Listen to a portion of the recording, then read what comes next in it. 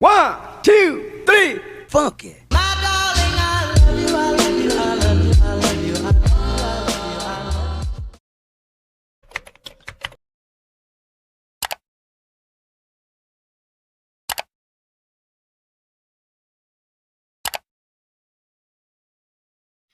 Assalamualaikum warahmatullahi wabarakatuh. Perkenalkan, nama saya Cindy Silvani dari kelas K dengan NIM 1202050237722. Di video kali ini, saya akan menjawab pertanyaan-pertanyaan dari materi 1 sampai materi 4. Berikut ini videonya. Materi pertama, pengaturan dan pengawasan perbankan. Soal pertama, apa tujuan dibentuknya pengaturan dan pengawasan perbankan di Indonesia? Tujuan dibentuknya pengaturan dan pengawasan di Indonesia yaitu untuk mengoptimalkan perbankan di Indonesia agar tercipta sistem perbankan yang sehat baik secara menyeluruh maupun individual, mampu memelihara kepentingan masyarakat dengan baik, berkembang secara wajar, dan bermanfaat bagi perkembangan ekonomi nasional. Pertanyaan selanjutnya yaitu, apa yang menjadi penyebab pengalihan tugas pengaturan dan pengawasan perbankan dari Bank Indonesia ke OJK?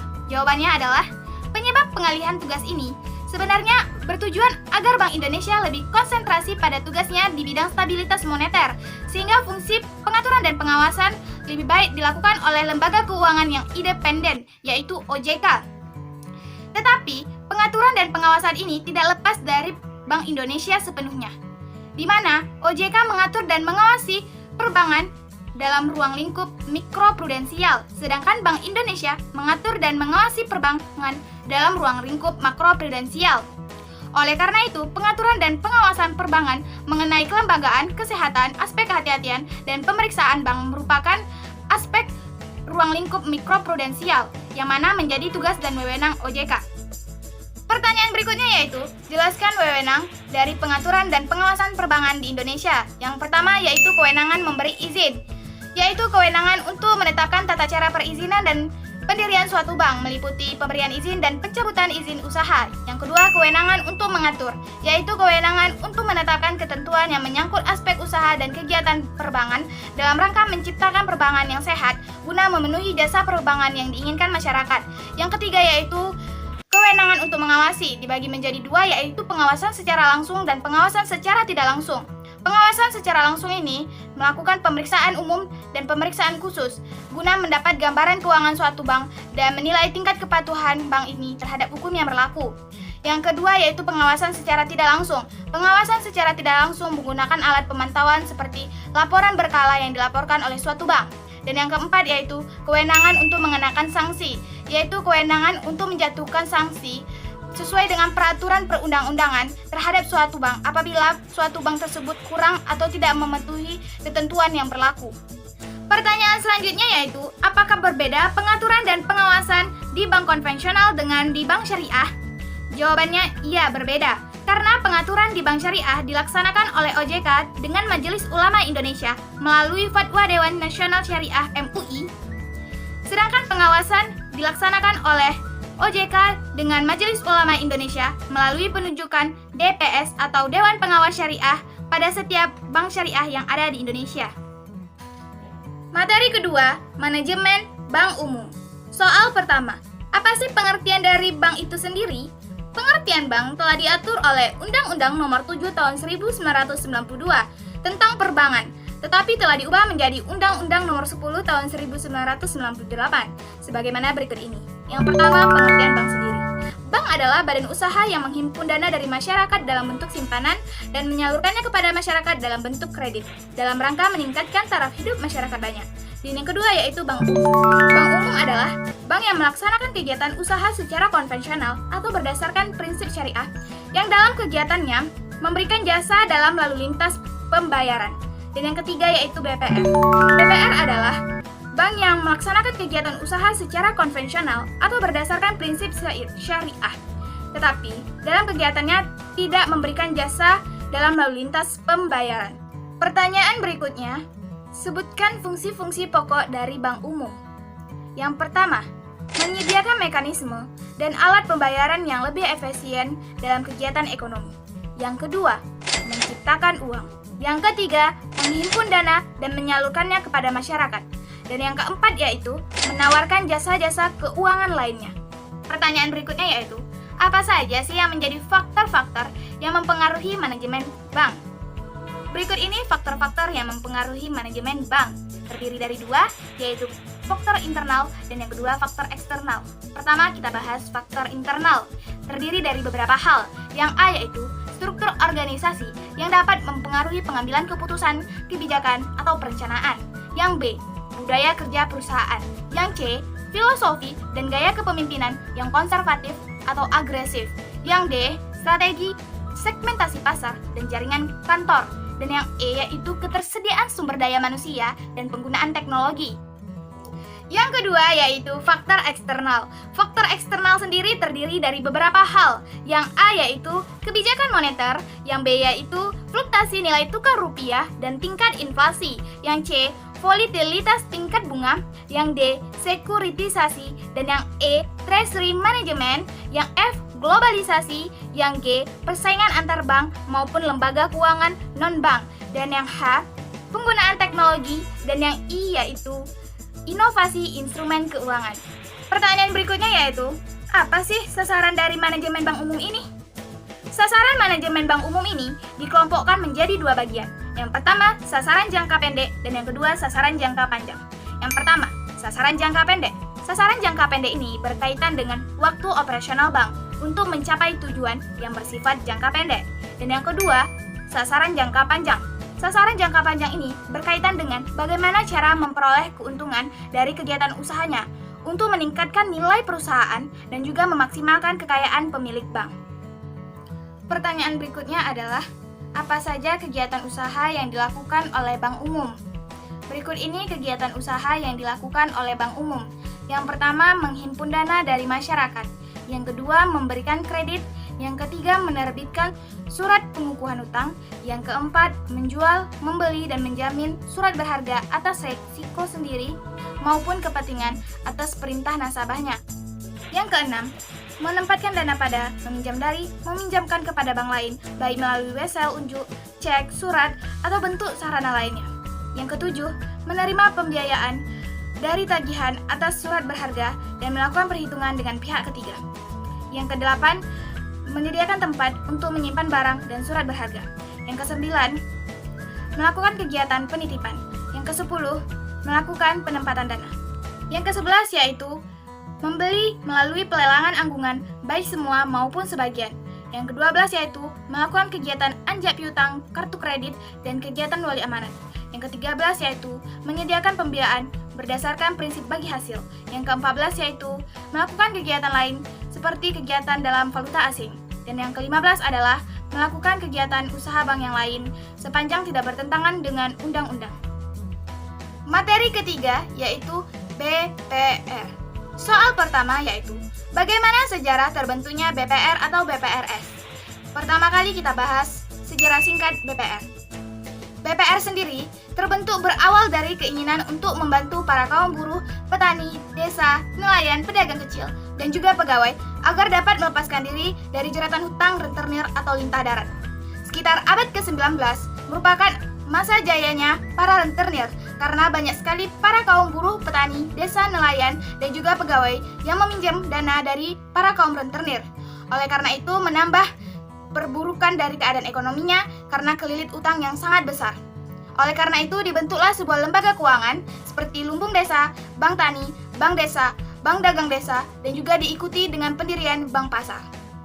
Setelah itu pasca kemerdekaan, maka berdirilah lembaga keuangan baru lainnya seperti Ordonasi, Badan Kredit Desa, Bank Karya Produksi Desa, dan Bank Pasar Karskuro.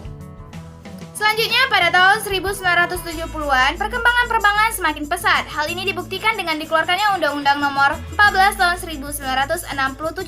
Tetapi keberadaan BPR dan lembaga kecil keuangan lainnya tidak mendapatkan posisi di dalamnya. Oleh karena itu, pemerintah daerah membentuk sebuah lembaga yang dinamakan LDKP atau Lembaga Dana Kredit Perdesaan.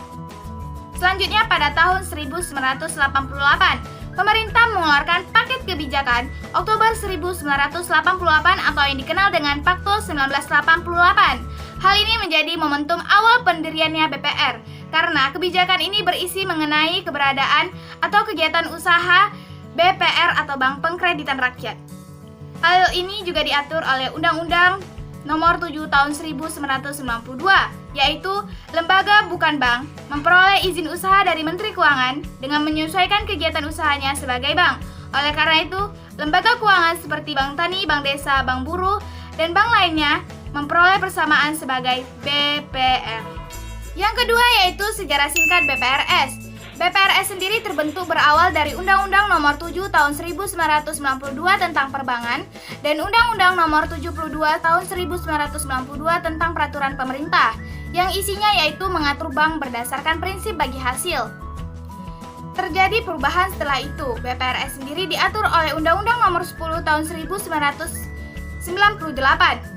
Dalam kegiatannya, BPRS sendiri harus berdasarkan prinsip syariah. Hal ini sesuai dengan Surat Keputusan Direktur Bank Indonesia Nomor 32/Cap-Dir/1999 mengenai Bank Pengkreditan Rakyat harus berdasarkan prinsip syariah.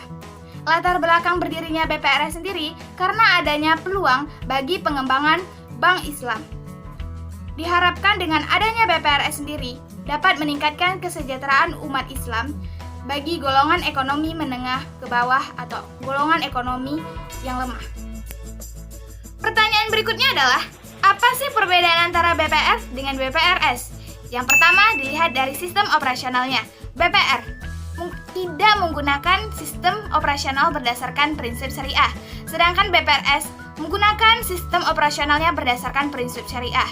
Yang kedua, dilihat dari investasinya. BPR memperbolehkan nasabahnya berinvestasi di kegiatan usaha mana saja, sedangkan BPRS membatasinya. Mereka harus melihat kegiatan usaha tersebut berlandaskan syariat Islam atau bukan. Yang ketiga, dilihat dari sistem keuntungannya. BPR tidak menggunakan sistem berdasarkan bagi hasil, sedangkan BPRS menggunakan sistem berdasarkan bagi hasil. Dan yang keempat adalah hukum yang berlaku. BPR, sistem operasionalnya menggunakan hukum yang berlaku di Indonesia, sedangkan BPRS harus berlandaskan syariat Islam. Pertanyaan berikutnya yaitu, sebutkan tujuan dibentuknya BPR atau BPRS. Yang pertama, untuk memenuhi kebutuhan dengan pelayanan jasa perbankan bagi masyarakat perdesaan. Yang kedua, untuk menunjang pertumbuhan dan modernisasi bagi masyarakat perdesaan, sehingga para petani, buruh, dan juga pegawai terhindar dari para rentenir.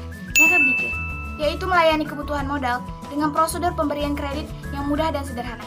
Yang keempat, yaitu menggalakkan kegiatan menabung dengan menyediakan tempat yang dekat, aman, dan mudah diakses. Yang kelima, yaitu menumbuhkan rasa semangat ukhuwah Islamiyah dengan kegiatan ekonomi dalam rangka meningkatkan pendapatan per kapita untuk menuju kualitas hidup yang lebih baik lagi. Pertanyaan berikutnya adalah, apa saja kegiatan yang boleh dan yang tidak boleh dilakukan oleh BPR atau BPRS? Yang pertama, BPR. Kegiatan usaha yang boleh dilakukannya. Yang pertama, menghimpun dana dari masyarakat dalam bentuk simpanan seperti tabungan, deposito berjangka, dan bentuk lain yang dipersamakan. Yang kedua, memberikan kredit. Yang ketiga, menyediakan pembiayaan dan penempatan dana sesuai ketentuan oleh Bank Indonesia. Dan yang keempat, menempatkan dananya dalam bentuk SBI, deposito berjangka, sertifikat deposito, dan bentuk lainnya yang dipersamakan. Yang kedua, BPRS. Kegiatan usaha yang boleh dilakukan oleh BPRS. Pertama, BPRS harus menjalankan kegiatan usahanya dengan prinsip syariah berdasarkan aturan Bank Indonesia. Yang kedua, BPRS menghimpun dana dari masyarakat dan menyalurkannya kepada masyarakat. Dan yang ketiga, BPRS menghimpun dana nasabah ke bank lain dengan menjalankan semua akad syariah. Dan yang keempat, BPRS memindahkan dana untuk kepentingan bank itu sendiri atau untuk kepentingan nasabah melalui rekening BPRS yang lain. Berikutnya yaitu kegiatan usaha yang tidak boleh dilakukan oleh BPR maupun BPRS. Yang pertama, dilarang melakukan kegiatan yang bertentangan dengan prinsip syariah. Yang kedua, dilarang menerima simpanan dalam bentuk giro dan ikut serta dalam lalu lintas pembayaran. Yang ketiga, dilarang melakukan kegiatan usaha valuta asing. Dan yang keempat, dilarang melakukan kegiatan usaha dalam perasuransian. Materi keempat, Bank Syariah. Soal pertama, apa sih yang dimaksud dengan bank syariah itu sendiri?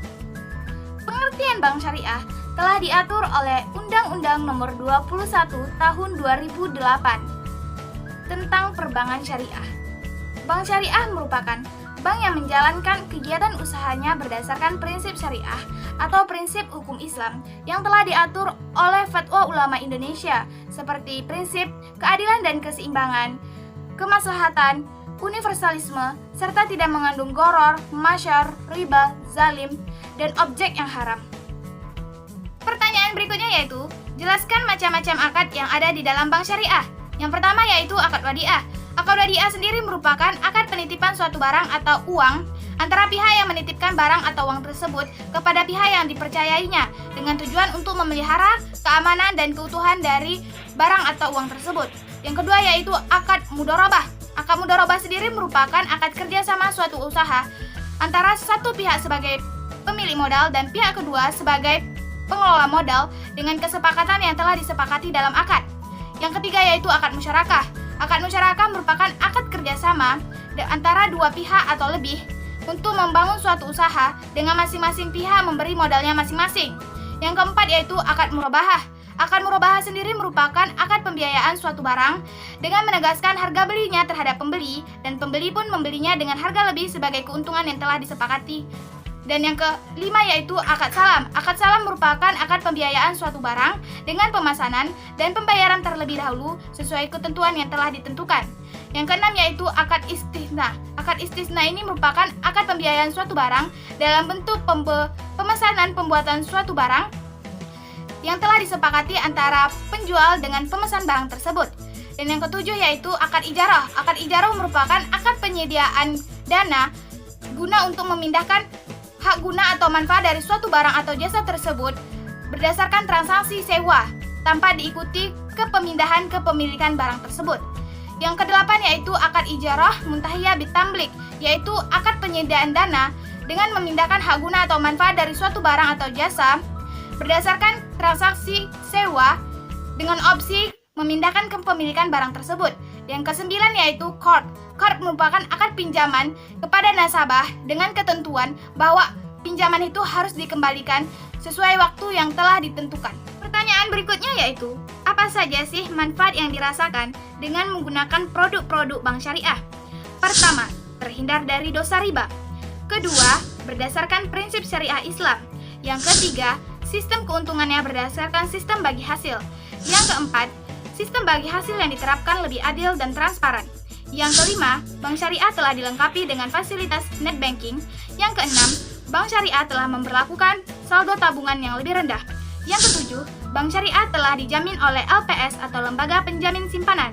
Yang kedelapan, penabung atau nasabah adalah mitra bank. Yang kesembilan, dana nasabah digunakan atau dipergunakan sesuai dengan prinsip syariah. Dan yang ke-10 adalah dana yang ditunjukkan untuk kepentingan dan kemaslahatan umat. Demikianlah penjelasan materi yang dapat saya sampaikan. Saya akhiri dengan mengucapkan Assalamualaikum warahmatullahi wabarakatuh.